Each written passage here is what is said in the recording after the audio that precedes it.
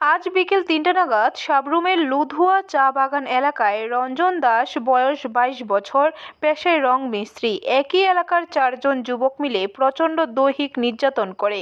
খবর পেয়ে বাড়ির লোকজন অচৈতন্য অবস্থায় তাকে উদ্ধার করে সাবরুম মহকুমা হাসপাতালে জরুরি বিভাগে নিয়ে আসে।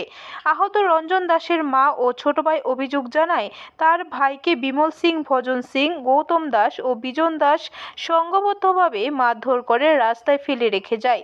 সাবরুম মহকুমা হাসপাতালের চিকিৎসক শুভদীপ দাস বলেন, বিকেল ৪টা ৪০ নাগাদ শরীরে আঘাতের চিহ্ন নিয়ে হাসপাতালে আসে। চিকিৎসা চলছে, প্রয়োজনে রেফার করা হতে পারে।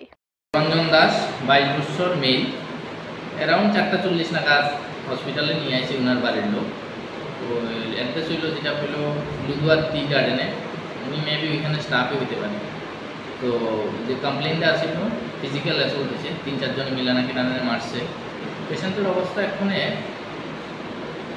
আছে, অবজারভেশনে রাখছি আমরা। কিছু কিছু জায়গাতে ইনজুরি মার্ক আছে, বাট আমি যেটা দেখলাম সেটা ইনটক্সিকেটেড অবস্থায় আছে।